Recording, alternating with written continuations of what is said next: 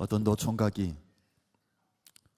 결혼 중매 사이트에 들어가서 배우자의 조건을 입력하라 하는 지시어를 보고 세 가지를 입력했습니다. 첫째는 나의 배우자가 될 사람은 키가 크고 잘생겨야 한다.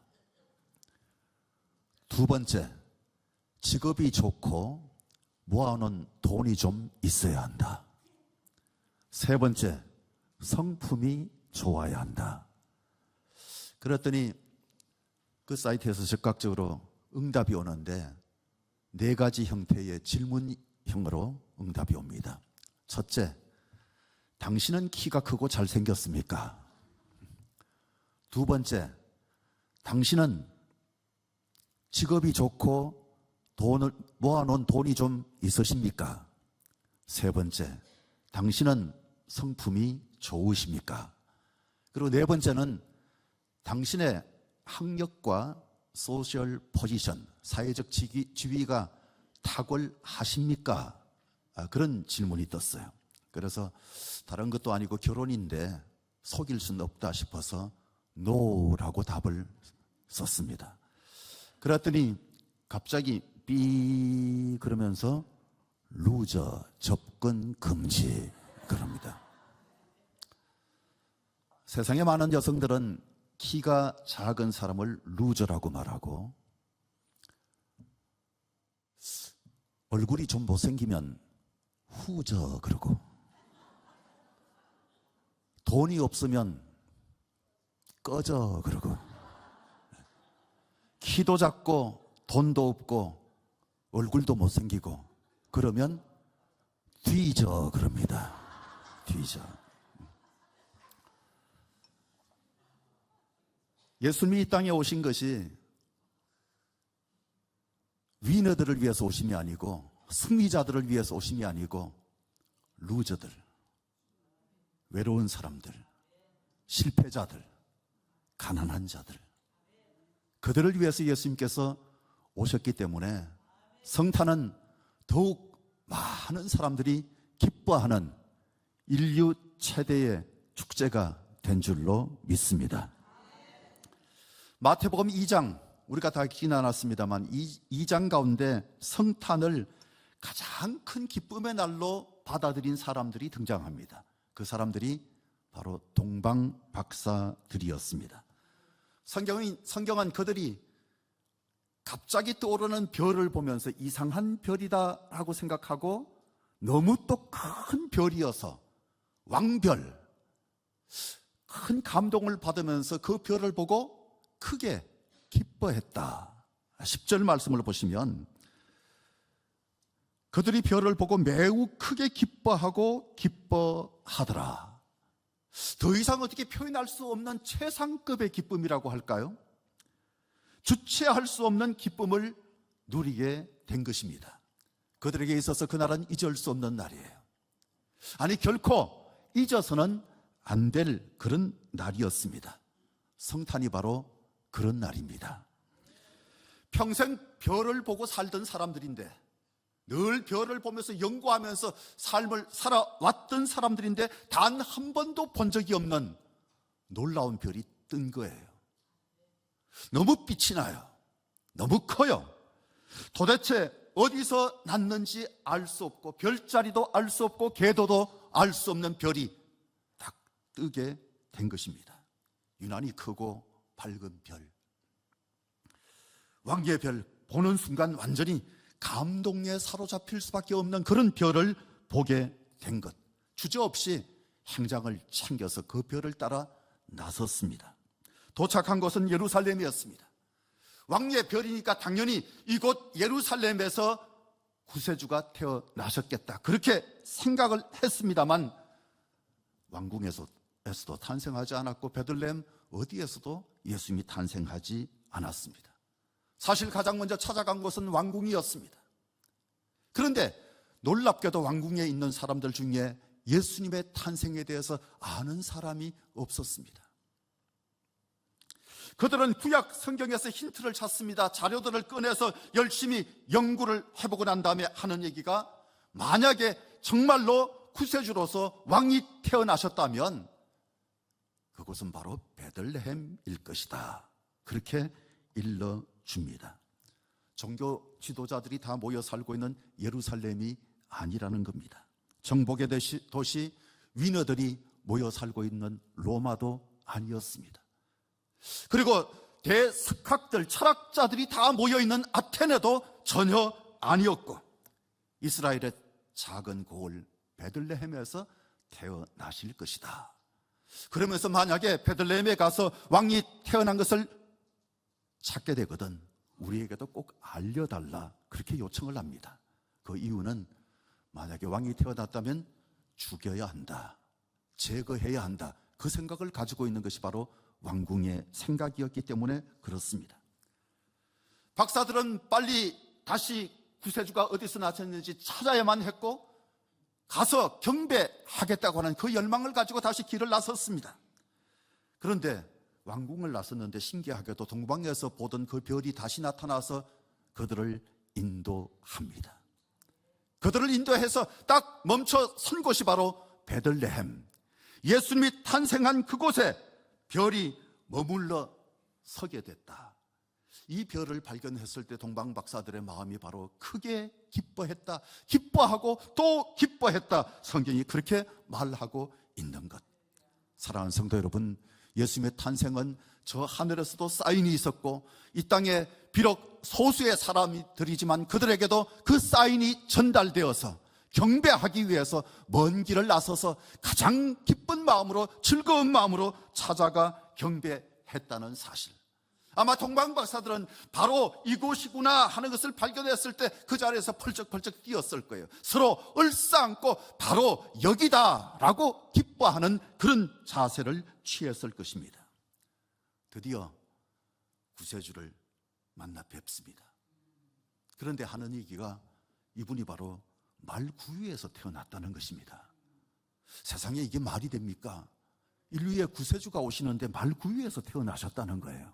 그런데도 불구하고 동방박사들 실망하기는커녕 그 마음이 뭉클해지는 감동을 받고 준비했던 황금, 유향, 몰약을 예물로 올려드리면서 그 아기 예수께 경배했다는 사실. 그 아기가 바로 예수님이십니다. 예수, 자기 백성을 저들의 죄에서 구원하실 분. 그래서 주의 천사가 그렇게 이름을 지으라고 알려주셨던 그 이름, 이 이름은 바로 하나님이 직접 지어주신 이름입니다. 사람의 이름은 누가 언제 지어주느냐가 참 중요합니다. 누구에게나 이름은 평생 자기를 드러내는 것이기 때문에 소중해서 이름 잘 짓는 것이 굉장히 중요하죠. 우리 가운데도 아마 평생 이름 때문에 스트레스 꽤나 받으면서 지냈던 분들도 계실 거예요. 우리 임예순 권사님은 임이순이라고 그러더라고요. 그 집에 1순위가 있고 2순위가 3순위가 있고 4순위가 있고 그 가운데 2순위. 임예순 권사님의 본명은 이순이에요. 또 우리 교회 5순도 있어요. 김호순 권사님의 이름은 5순이에요. 그 집도 아마 1순위, 2순위, 3순위, 4순위 그렇게 하다가 5순위가 된 것 같아. 성이 달라서 같은 집안이 아닌데, 그죠? 그럼에도 이름 짓는 거 보면 같은 마음을 가지고 그렇게 지었어요. 그런데 순위가 좋으니까 그래도 괜찮은 거예요. 수는 좋은 거예요. 수는 좋은 거예요. 악은 안 좋지만 수는 좋고, 거짓은 안 좋지만 수는 좋은 거예요. 그건 참이에요. 그건 순수한 거예요. 순수한 거. 두 분은 평생 스트레스 받았을지 몰라도 그래도 좋은 이름 가지고 살았다, 그렇게 생각하세요. 얼마나 마음이 안 들었으면 이순이를 애순으로 바꿨을까. 사람의 이름을 누가 지어주냐가 참 중요한데, 이 이름은 아무나 막 짓는 이름이 아니잖아요. 아무나 짓는 이름이 아니에요. 이스라엘 사람들은 태어난 지 8일째가 되었을 때 할례를 행합니다. 그래서 아기가 할례를 행할 때 피를 흘리거든요. 거기서 언약을 맺는데 그때 아이의 이름을 지어주는 겁니다. 장명가 찾아가서 지어주는 게 아닙니다. 아이의 이름을 지어줄 때 그 가정 안에서 제일 어른이 지어주는 거예요. 할아버지가 계시면 할아버지가 짓고, 할아버지가 안 계시면 아버지가 이름을 지어주는 겁니다. 그래서 예수님의 이름 짓기가 좀 특이해요. 예수님의 이름 짓기는 할례 때 지은 것이 아닙니다. 성경을 잘 보면 아직도 태어나기도 전에 아들을 낳으리니 이름을 예수라고 하라. 아직 태어나지 않았습니다. 마리아의 몸속에 핏덩어리로 있던 바로 그때 이름을 지어줬다고 하는 사실. 아들을 낳을 것이다. 그런데 그 아들의 이름을 예수라고 해라. 요셉과 마리아가 결혼도 하지 않았습니다. 약혼하고 결혼 날을 기다리고 있는 바로 그런 때에 하나님이 벌써 애 이름을 지어서 아들을 낳으면 이렇게 불러라, 그렇게 말씀하신 것입니다. 어쩌면 마리아가 언제쯤 내 속에 아이가 생겼다는 것을 알게 됐을는지 우리는 알 수 없는데, 어쩌면 마리아는 자기 속에 아이가 있는 줄도 모르는 바로 그때 이미 이런 이름이 지어졌을 가능성도 있습니다. 아무 생각이 없는데 천사가 나타나서 아들을 낳을 것인데 그 이름을 예수라고 하라. 여러분, 천사는 그냥 전달자일 뿐입니다. 이름을 지어주신 분은 하나님이십니다. 하나님이 지어주신 거예요. 생각해 보세요.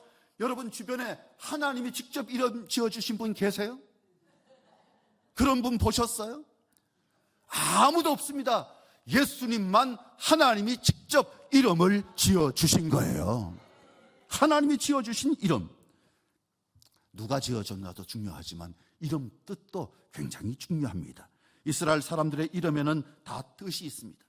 부모가 이 이름 가지고 이렇게 잘 자라라 라고 하는 기대를 담고 기도하는 마음으로 그 아이의 이름을 짓는 거거든요.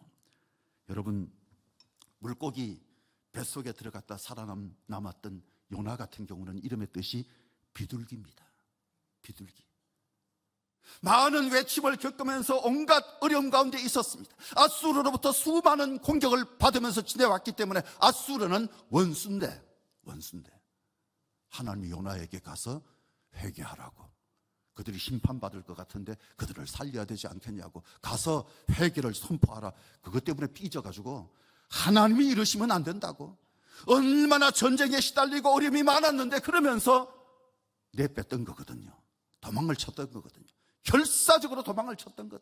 그 요나의 이름의 뜻이 바로 비둘기라고 하는 뜻이 있습니다. 평화롭게 잘 자랐으면 좋겠다, 아마 그런 생각으로 이름이 주어졌을 것입니다. 또 모세는 물에서 구원받았다, 그런 뜻이 있습니다.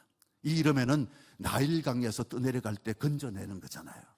나일강에 떠내려가던 아이를 건져서 살린 거잖아요. 이스라엘 백성들도 마찬가지로 민족적으로 구원을 받아야 할 그런 사람들이었기 때문에 이 모세를 통하여서, 그 이름을 통하여서 다 하나님으로부터 구원받았으면 좋겠다, 그런 생각을 갖게 만들어주는 이름. 이름이 바로 모세. 물에서 구원받았다. 아브라함의 아들 이삭 같은 경우는 나이가 100세가 되어서 얻은 아들입니다. 아들이 없어서 너무너무 서러웠습니다. 그런데 이삭을 낳을 것인데, 이삭을 뜻이 뭐냐 하면 웃음이라고 하는 뜻. 이름을 이삭이라고 지으라고 하는데 그 뜻이 바로 웃음이에요. 하나님 앞에서 웃어라, 사람들 앞에서 웃어라. 이 아이는 그렇게 웃음을 줄 만한 하나님의 선물이다, 그런 뜻에서 이삭이라고 이름이 주어진 것 아니겠습니까? 25년을 기다렸다가 얻은 아들, 보기만 해도 아마 웃음이 절로 나오는 그런 아이였을 것입니다. 나다나엘이라고 하는 이름의 뜻은 하나님의 선물입니다. 또 베드로는 반석이고 삭개오는 의로운 자, 그런 뜻을 가지고 있습니다. 부모들은 자녀를 향한 자기의 사랑, 그리고 또 희망을 그 이름 속에 담게 됐습니다. 그렇다면 예수님이라고 하는 이름의 뜻, 이것은 사람이 아닌 하나님이 지어주신 이름인데 그 뜻이 바로 예수, 유일한 이름, 그 뜻이 구원입니다. 구원.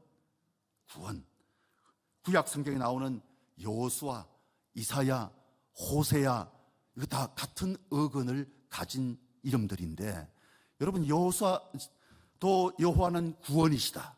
이사야도 여호와는 구원이시다. 호세아도 여호와는 구원이시다. 이름이 다른데 뭐 뜻이 같습니까? 그런 생각 드십니까 혹시? 여러분, 이 한빛이나 이 태양이나 또 이 성광이나 다 뭐 그 빛이란 얘기 아닙니까? 그죠? 다 빛이에요. 돌석자 들어가면 그 앞에다 뭘 붙여도 그는 돌입니다. 다 똑같은 이름입니다. 그죠? 똑같은 뜻을 가지고 있는 겁니다. 여호수아, 이사야, 호세아 전부 다 여호와는 구원이시다.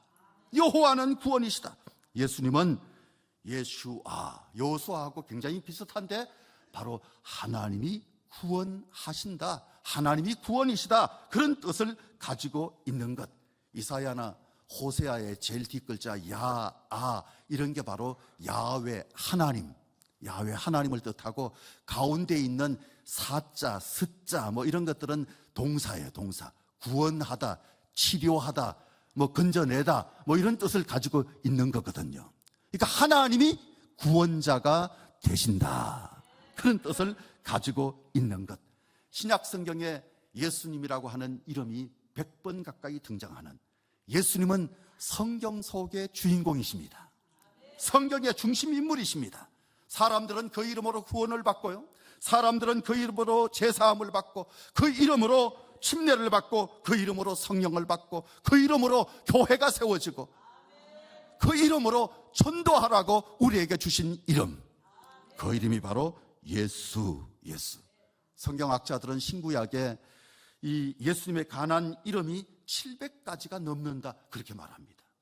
그런데 우리에게 가장 친숙하고 우리가 들으면 익숙한 이름이 있는데 나사렛 예수입니다. 그렇죠? 나사렛 예수. 유명한 도시가 아닙니다. 나사렛은 빌립이 예수님을 만나고 난 다음에 그의 친구 나다나엘, 뭐 바돌로메가 아마 나다나엘일 것이다, 뭐 그렇게 보는 학자들이 있는데 그럴 가능성이 높습니다. 어쨌든 나다나엘에게 찾아가서 예수님을 나사렛 예수라고 그렇게 말하니까 나다나엘이 나사렛에서 무슨 선한 것이 나냐고 그러면서 완전 무시했던 동네, 이 동네에서 무슨 선한 것이 날 수 있겠느냐 그렇게 생각했던 동네. 유대인과 이방인들이 함께 모여 살고 있었기 때문에 멸시 천대받던 곳이었습니다. 버림받은 것 같은 땅, 경제적으로는 가난한 사람들이 모여 살고 있는 곳이었고요, 다시 말하면 쉽게 말해서 달동네, 빈민촌, 그리고 변두리, 그렇게 생각할 수밖에 없는 그 지역, 그 가난하고 소외된 사람들이 모여 살고 있는 그곳으로 예수님이 오신 겁니다. 그곳으로 오셨어요. 만왕의 왕이시지만 왕의 아들로 오신 것이 아닙니다. 예수님은 재벌의 아들로 오시지도 않았습니다. 존경받는 직업이 아닌 목수의 아들, 별로 돈을 많이 벌어들일 것 같지 않은 그런 돈벌이 되는 직업이 아닌 목수의 아들로 태어나셨습니다. 전해져 오는 얘기지만 홍기를 놓치고 어렵게 약혼자를 구한 가난한 시골의 노총각, 젊은 나이에 별세할 만큼 병약한 사람, 육신의 아버지 요셉은 바로 그런 사람이었습니다. 예수님이 그런 가정에 태어나셨습니다. 나사렛 예수로 오신 분, 마지막에 십자가에 못 박히실 때 명패가 붙었는데 하나님의 아들 나사렛 예수, 나사렛 예수라고 명패가 붙었습니다. 부활하신 이후에 여인들이 무덤에 찾아가서 열심히 예수님을 찾을 때 너희들이 나사렛 예수를 찾느냐, 나사렛 예수를 찾고 있구나, 바로 그렇게 불려졌던 나사렛 예수. 다메섹 도상에서 예수 믿는 사람들을 잡아야 되겠다 결심하고 박해자로 나섰던 사울이라고 하는 청년에게 사울아 사울아 내가 어찌하여 나를 핍박하느냐 그랬더니 누구십니까? 그랬을 때 나는 네가 핍박하는 나사렛 예수라고. 예수님 스스로 나사렛 예수, 촌 사람, 달동네 사람, 변두리 인생. 그런데 나사렛 예수 그 이름에 능력이 있습니다. 할렐루야. 나사렛 예수 그 이름에 능력이 있어요. 누구나 부를 수 있는 이름. 누구든지 부르면 은혜를 경험하게 되는 이름. 우리가 아는 대로 문둥병자가 나 좀 고쳐달라고 불렀던 이름, 거지 바디메오가 나를 불쌍히 여겨달라고 불렀던 이름, 무덤 앞에서 막달라 마리아가 선생님 어디 계십니까? 라면서 불렀던 이름, 죽음의 현장 십자가 오른편 강도가 주의 나라에 임하실 때 나 좀 기억해달라고 간절하게 호소했던 이름, 베드로가 성전 미문에 앉아 구걸하던 안전뱅이에게 일어나 걸어라 라고 말할 때 나사렛 예수의 이름으로 명하노니, 예수의 이름으로 명하노니, 나사렛 예수 믿기만 하면 구원받을 이름, 믿기만 하면 고침받을 이름, 예수, 나사렛 예수. 박사들뿐만 아니라 우리도 경배함이 마땅합니다. 예수님을 만날 모든 사람들이 다 경배해야 될 예수, 그분이 오신 날, 이날은 최고의 날입니다. 돌아보면 베드로에게 있어서 예수님을 만났던 그 순간은 인생이 송두리째 바뀐 날이었습니다. 또 여리고 성의 소경 거지에게 그날은 생애 최고의 날이었습니다. 12회 혈류증이라고 하는 무서운 병을 앓으면서 남편에게 버림받고 있는 돈 모두 날렸던 불쌍한 여인, 그 옷자락을 만지면서 만났던 나사렛 예수, 그 옷자락을 만났더니 고침받는 영광을 누리게 되었던 그날은 그 여인에게 생애 최고의 날이었습니다. 돈은 많았지만 많은 사람들로부터 외면당하고 외롭고 쓸쓸하게 지낼 수밖에 없던 삭개오에게 주님이 직접 찾아오셔서 삭개오야, 내가 오늘 너의 집에 유하여야 하겠다. 예수님을 만났던 그날은 삭개오의 인생의 최고의 날이었습니다. 이 성탄절을 만나서 예수님을 만나야 인생 최고의 날을 경험하게 되는 것, 삶의 의미와 삶의 목적을 발견할 만한 그 이름 예수, 내 인생을 송두리째 바꾸어 놓고 내 미래를 송두리째 바꿔 놓으실 수 있는 분, 그분이 바로 예수 그리스도. 적당히 숨기려고 해도 자꾸만 웃음으로 삐져나오네. 억지로 찾지 않아도 이제는 내 안에 뿌리 박힌 그대, 어디에 있든지 누구를 만나든지 내가 부르기만 하면 얼른 달려와 날개를 달아주는 얼굴 없는 천사, 고마운 기쁨이야. 예인신이 그렇게 노래했는데 그것 이상으로 사랑하는 성도 여러분, 성탄은 하나님의 사랑이 구체적으로 드러난 날, 그냥 고맙습니다 정도가 아니라 내 인생을 송두리째 다 맡기고 주님의 뜻대로 살고 싶습니다. 그래도 괜찮을 이름, 모든 사람들을 다 구원한 그 이름을 생각하면서 주님 앞에 경배하는 이 날이 바로 우리에게 진정한 메리 크리스마스, 성탄의 축복이 여러분 모두에게 넘치기를 주의 이름으로 축복합니다. 할렐루야.